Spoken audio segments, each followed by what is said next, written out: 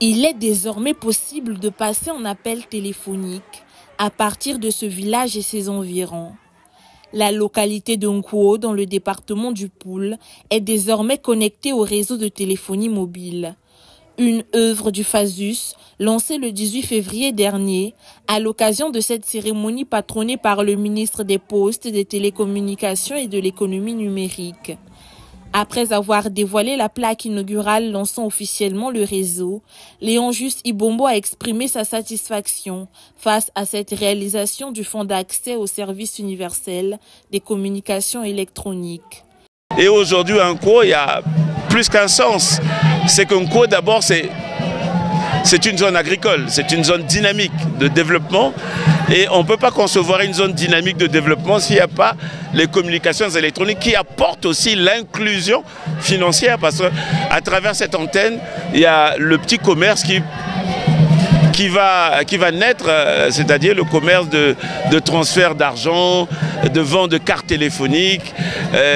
Voilà, donc c'est la mission qui a été assignée au FASUS. Le réseau de téléphonie mobile Nkuo, c'est une lumière qui vient éclairer la ténébreuse réalité longtemps vécue par les populations de cette contrée.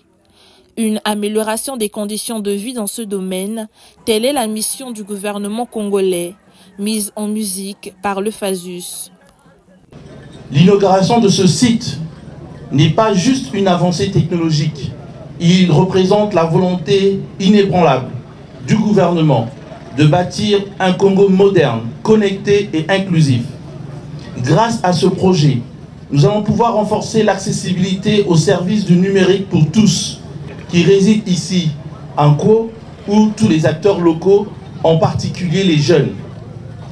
L'accès à l'infrastructure de télécommunications fiable et essentielle pour catalyser le développement économique permettra à cette communauté effectivement de fédérer toutes les populations à travers ces outils modernes.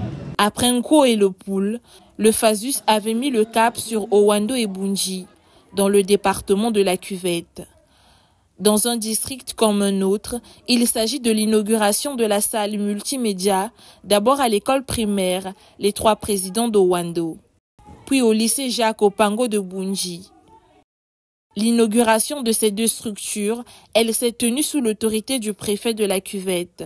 Des salles multimédia dotées d'ordinateurs, un acte de bienfaisance au profit des élèves de Owando et de Bunji qui a réjoui plus d'un. Informatique, qui est très important pour leur avenir, leur formation, il faut qu'ils le sachent. Nous autres n'avons pas commencé comme ça. Eux, ils ont la chance de bénéficier de ces atouts.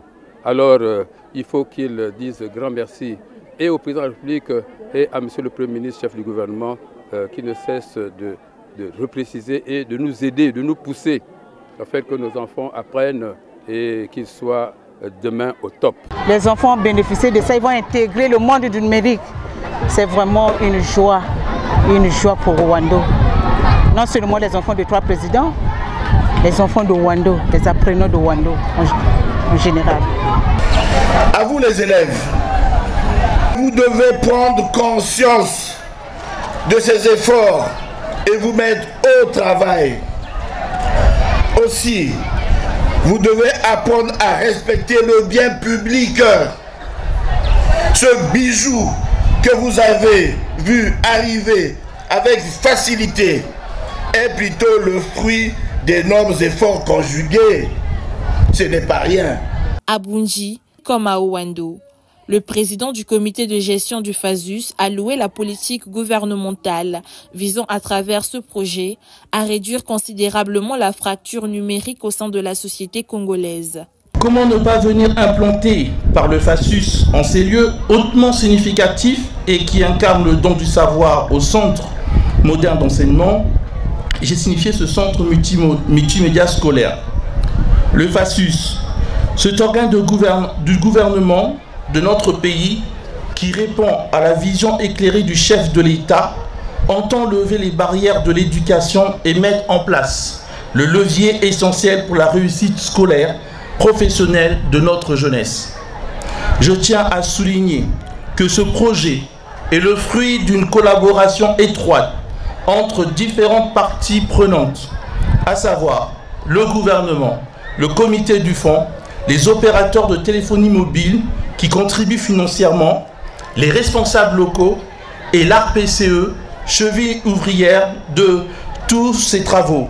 Permettre aux élèves de réussir à l'ère du numérique, ces salles multimédia sont un atout important dans leur processus d'apprentissage.